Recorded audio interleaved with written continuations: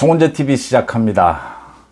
문재인 정권과 윤석열 정부를 비교하면서 비정상이 정상이 됐다, 위법이 법치가 됐다, 여러 가지 이야기가 있습니다. 이 비교에 저는 상식이 비상식적인 것이 상식을 회복했다, 이 표현을 가장 좋아합니다. 많은 사람들이 정치가 보다 많은 사람들의 지지를 얻고자 노력하는 것이 정치입니다. 보다 많은 사람들이 또 행복하게 살아갈 수 있도록 하는 게 정치일 겁니다. 보다 많은 사람들을 설득하고 보다 많은 사람들의 지지를 얻기 위해서는 상식적이어야 한다. 상식을 벗어나서는 안 된다. 법치라는 것도 상식 가운데 가장 중요하고 꼭 필요한 것을 정리해 놓은 것이 법이다.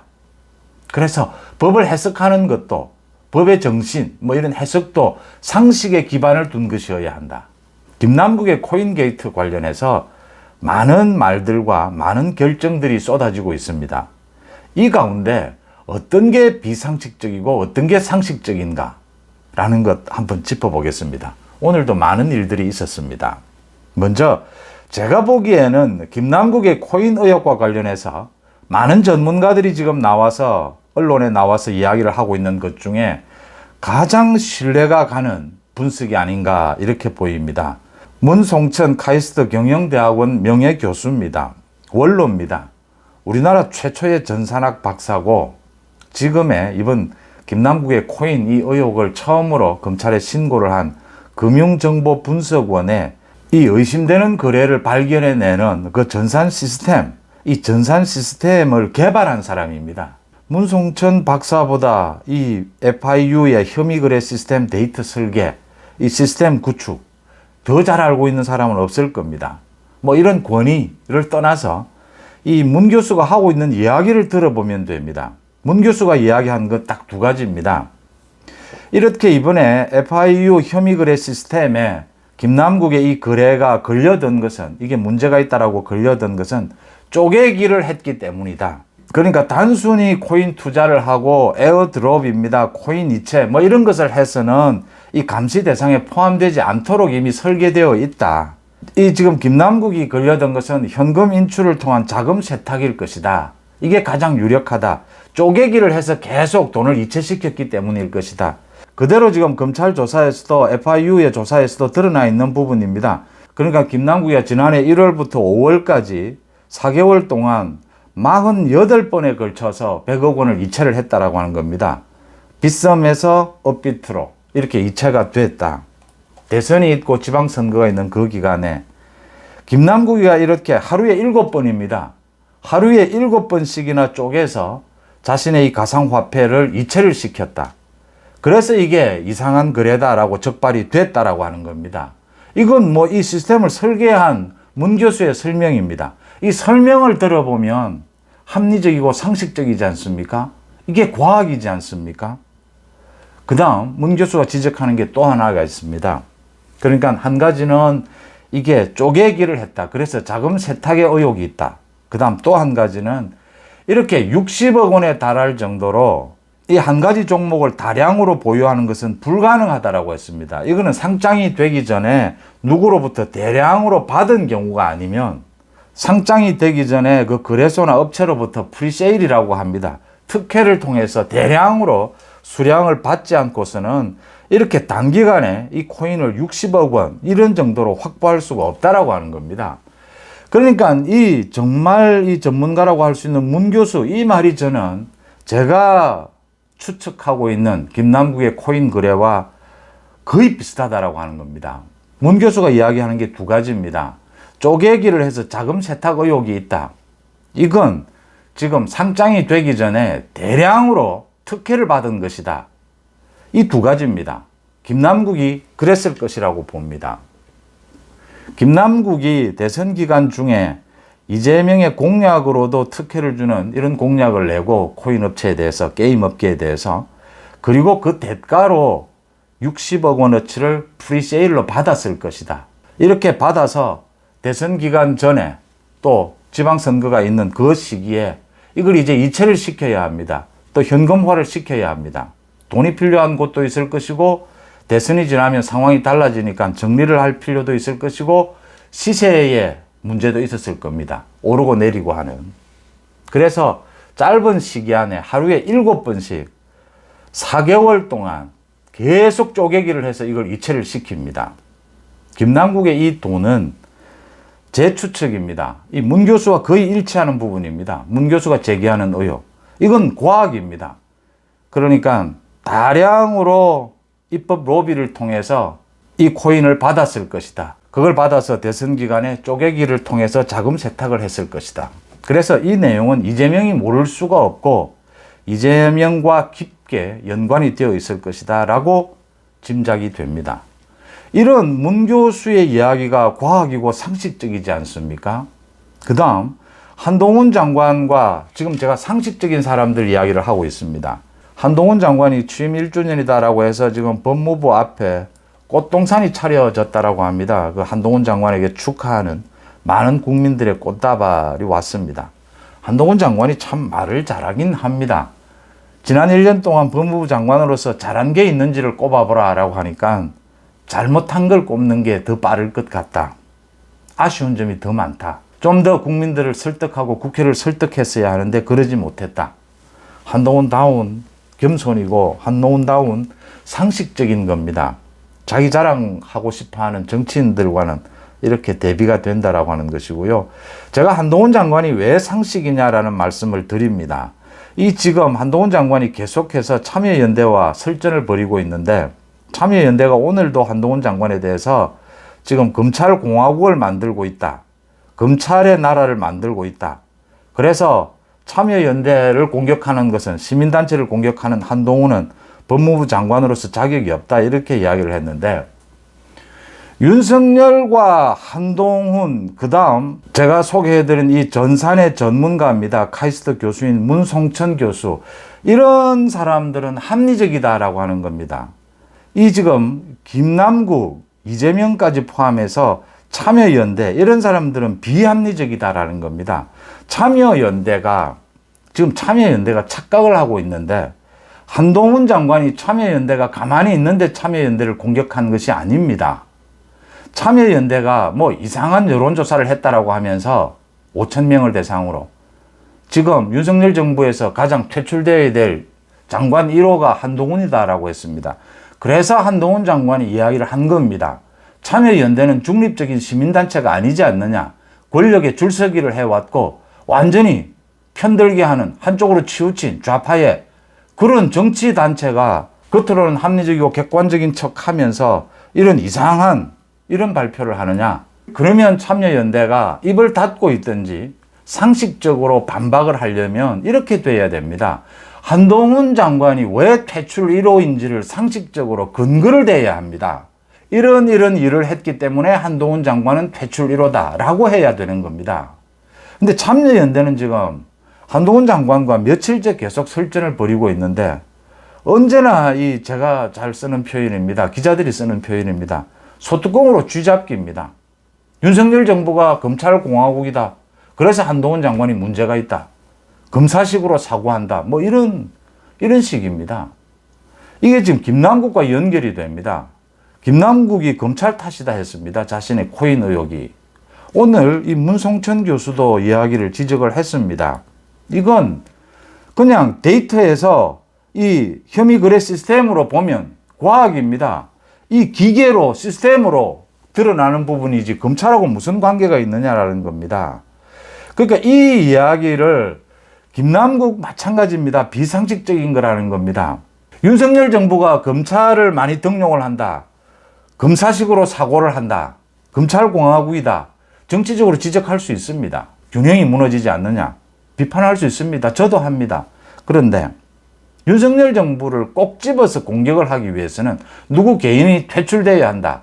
윤석열 정부가 문제가 있다. 정말 뭐 위법성이 있다. 비상식적이다. 이렇게 하려면 검사들을 많이 등용해서 무슨 문제가 생겼는지 그 개별적인 등용된 검사들은 한동훈은 무슨 잘못을 하고 있는지를 상식적으로 근거를 대야 합니다. 그런 근거는 하나도 되지 못하고 지금 뭐 대충 애매하게 그냥 윤석열 정부는 검찰공화국이다. 뭐 그래서 한동훈들은 물러나야 된다. 뭐 이런 식으로 이야기하는 겁니다. 이게 비상식적인 거라는 겁니다. 한동훈 장관의 참여연대 공격, 비판, 지적은 합리적이고 상식적인 겁니다. 민주당 정권이 생길 때마다 참여연대 출신들이 계속해서 정권에 참여를 하고 참여연대가 하는 행동은 모두 민주당 쪽으로 치우쳐 있다. 그런데 객관적이고 중립적인 시민단체처럼 행동한다. 그건 잘못된 것이다. 상식적이지 않습니까? 지금 이 말씀을 제가 드리는 겁니다. 김남국의 해명, 이재명이 하는 행동 모두 비상식적인 겁니다. 이재명이 이제 떠밀리고 떠밀려서 자신이 죽을 판이니까 체포동의안이 넘어오면 민주당이 자신을 버릴 것 같으니까 민주당이 이제 친문까지 나서서 이재명에게 재신임을 물어야 한다라고 이야기하고 있습니다. 그래서 할 수 없이 김남국을 국회 윤리위 제소하기로 결정을 했습니다. 민주당은 김남국에 대해서 지금 국회 윤리위에서 시간 끌기를 할 겁니다. 그렇지만 국회 윤리위에서 다루게 되면 계속해서 민주당의 저런 자세들, 김남국을 비호하려고 하는 자세들이 드러나게 될 겁니다. 이게 지금 김남국을 제명시킬 수 있느냐 이렇게 많이 물으시는데 국회의원이 제명된 경우는 김영삼 전 대통령 뿐입니다. 이 표결에 참여한 의원 3분의 2가 아니고 제적 의원 3분의 2로 되어 있습니다.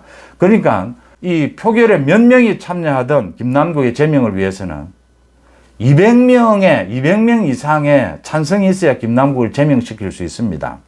김남국 제명은 쉽지 않다라고 하는 겁니다. 시간도 많이 걸릴 것이다 라고 보입니다. 중요한 것은 국회 윤리위에 이렇게 제소가 되면 계속해서 민주당의 행태가 김남국 제명에 대해서 민주당이 하는 행태가 계속 여론의 질타를 받게 될 겁니다. 비호하고 있구나. 이재명은 김남국을 손절하지 못하는구나.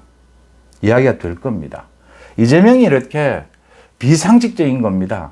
억지로 떠밀려 지금 이런 결정들로 떠밀려 가고 있다. 오늘 국회에서 정무위에서 국회의원 전부 자진 가상화폐에 대해서 자진 신고를 하자라고 결의를 했습니다. 이제 시작이 되는 겁니다. 국민의힘 의원총회를 열어서 자진 신고에 모두 동참하겠다. 모두 자신들의 코인 거래에 대해서 자진 신고를 하고 더 나아가서 권익위에서 모두 조사할 수 있도록 자기들이 모두 동의안을 해주면 됩니다. 민주당도 그러지 않을 수 없을 겁니다. 국회의원 모두 지금 이 코인 거래는 국회의원 모두가 빠져나갈 수 없습니다. 총선에서 코인 거래를 한 것까지는 몰라도 코인 거래를 한 내용에 다른 의혹들이 생긴다면 총선 포기해야 합니다. 개인도 포기해야 하고 그런 의원들이 많으면 그 당도 포기해야 합니다. 코인 거래와 관련해서는 지금 우리나라에 우리 사회에 가장 범죄 혐의가 짙은 곳, 도박 혐의가 짙은 곳이면서 반쯤 합법화되어 있는 곳이 이 게임이고 코인입니다. 게임이 코인과 연결이 되면서 이런 일들이 벌어졌습니다. 이 부분에 대해서 모두 이제 총선 앞두고 모두 다 드러나게 될 겁니다.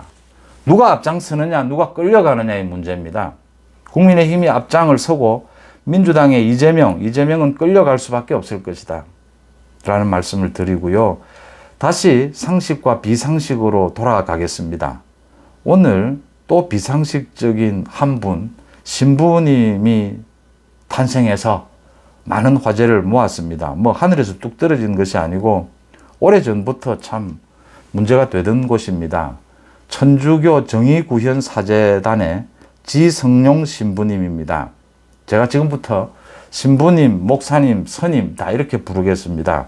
비판을 해야 되기 때문입니다. 참 종교적인 부분은 가급적이면 피하고 싶은데 종교는 상식적일 필요는 없다고 저는 봅니다. 종교의 영역 안에서는 비상식이어도 괜찮습니다. 그런데 종교인이 사회적인 이슈, 정치적인 이슈, 시사 이슈를 이야기할 때 비상식적으로 이야기를 하게 되면 이건 도저히 찬성할 수가 없습니다. 이해할 수도 없습니다. 종교인이기 때문에 이해해야 한다. 절대 찬성할 수 없습니다. 지성룡 신부님이 김남국에 대해서 오늘 이런 이야기를 했습니다. 욕망 없는 사람이 있다면 누구든지 욕망이 없는 자 김남국에게 돌을 던져라 라고 했습니다. 술 먹고 흔히 하는 농담입니다. 누가 뭐 잘못한 사람이 있으면 여기서 정말 저 사람을 비판할 수 있으려면 자기는 그런 잘못 없는지, 정말 뭐 죄 없는 자가 있으면 저 사람에게 돌을 던져라, 비판해라, 뭐 이런 소리들 흔히 농담으로 잘 합니다.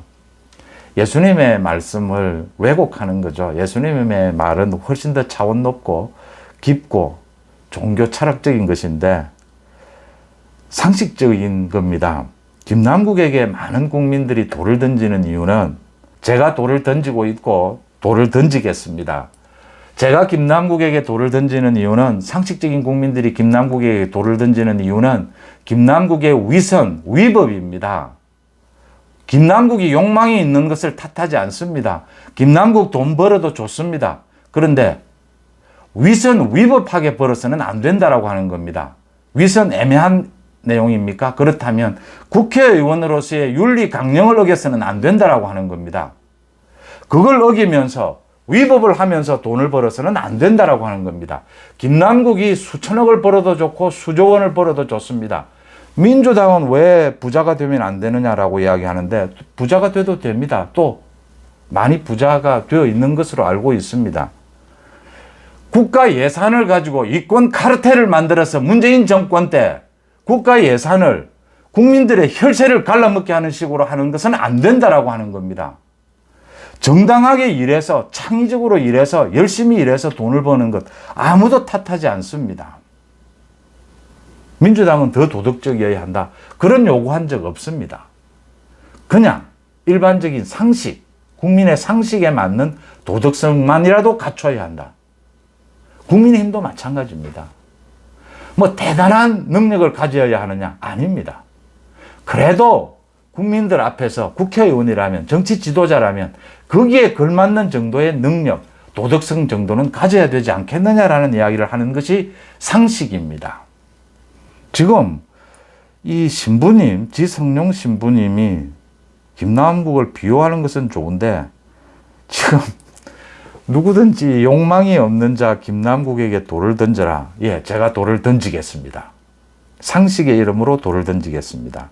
이게 비상식적인 거라는 겁니다. 이 지성룡 신부님이 소속되어 있는 정의구현 사재단, 저는 이 신부님을 이렇게 뽑을 때 어떤 자격으로 뽑는지를 자세하게 알지는 못합니다. 어떻게 해서 종교적인 영역에서는 뭐 좀 비상식적인 이야기를 해도 괜찮을 겁니다. 괜찮을 수도 있습니다. 그런데 이런 사회적인 문제에 이런 이야기를 하면 이 종교의 영역과 정치의 영역, 어떤 목사님은 정치가 종교의 통제를 받아야 된다라고 이야기를 했습니다. 그러니까 공천심사위원장을 뽑을 때 자기에게 통보해달라. 정치가 종교의 통제를 받아야 한다. 이미 이렇게 되면 이걸 어느 합리적인 국민이 받아들이겠습니까? 그러니까 허경영이 마찬가지입니다. 정치인지 종교인지 잘 분간이 안 되는, 지금 요즘은 그렇습니다. 이렇게 지금 종교가 정치로 넘어오고 또 정치 영역에서 개딸들이 하는 행태를 보면 이건 뭐 거의 종교적입니다. 이렇게 지금 막 헷갈리는, 혼선을 빚고 있는데 이 상식이 부족해서 그렇다는 겁니다. 허경영이 뭐 지지자도 있고 허경영을 지지하는 사람들도 많습니다. 그런데 2,500조의 빚을 내서 전 국민들에게 나눠주자, 갈라주자라고 하면 이게 종교인지 정치인지, 그래서 제가 이걸 상식과 비상식으로 분리해야 한다. 윤석열 정부와 한동훈이 상식적이라면 지금 김남국, 이재명은 비상식적이다. 그래서 국민들이 왜 윤석열 정부를 지지하고 왜 이재명을 지지하지 못하는지 그 답은 상식과 비상식으로 그 결론이 나와야 한다. 여러분들은 어떻게 보십니까? 송은재TV 마칩니다. 고맙습니다.